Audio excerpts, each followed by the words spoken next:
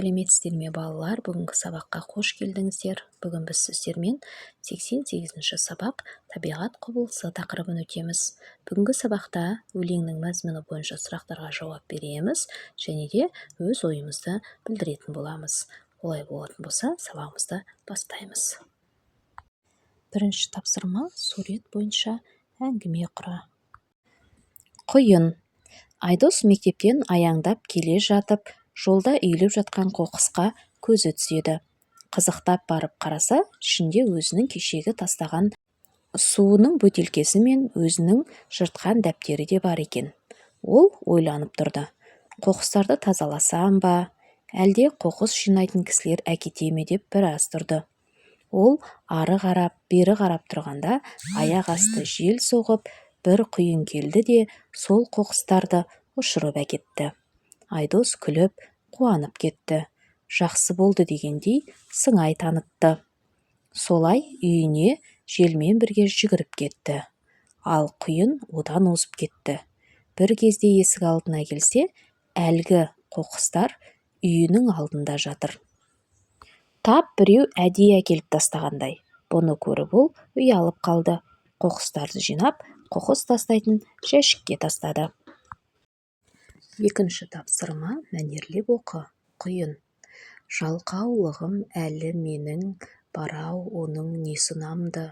Көрші үйге барып едім, қоқыс екен есік алды. Дәптердің де парақтары шашылыпты көріп тұрмын. Айналама қараптағы қанша қиқым жолықтырдым. Бір сыпыртқы қолға алынса, жинар ем мен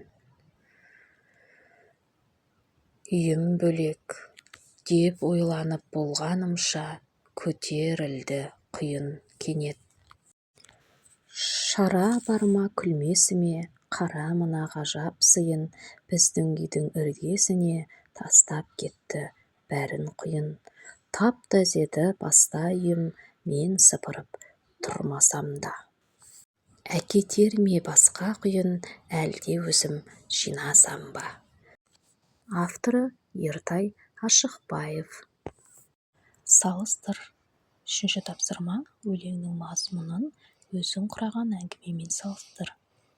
Балалар, мен құраған әңгіме мен өлеңнің мазмұны бір-біріне сай келеді.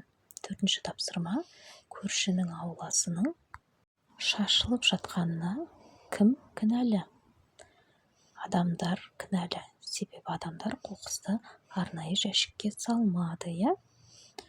Бесінші тапсырма жұмбақты көшіріп шешуін жаз. Шөпті жабырып, құмды сапырып, қоқысты үйіріп, әкеткен не шүйіріп? Бұл әрине балалар құйын, я? Келесі алтыншы тапсырмаға назар аударыңыздар. Ойыңмен бөліс. Су бетінде қалқыған қоқыстың зияны туралы әңгімеле. Олай болса балалар, суретке қарап әңгіме құрастырайық, я?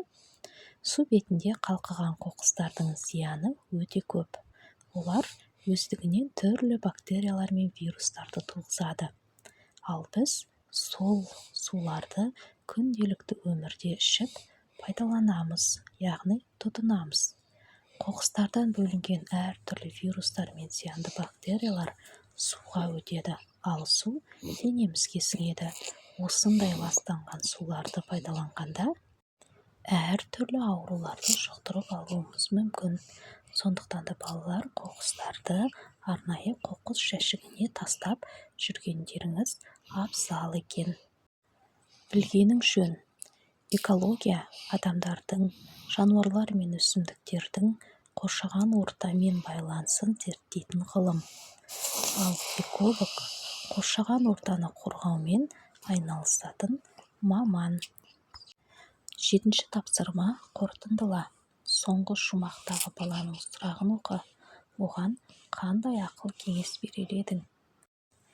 Әкетер ме басқа құйын, әлде өзім жинасам ба? Қоқысты жерге шашпа, оны арнайы қоқыс жәшігіне таста. Егер қоқыс көрсең, оны алып арнайы жәшіктерге таста деп кеңес берер едім. Үй тапсырмасы табиғат құбылыстарын білдіретін шартты белгілердің суретін сал. мысалы жаңбыр, қар. Балалар, мінекей біз сіздерге осы суреттерді қалай салу керек екенін үлгісін көрсетіп қойдық.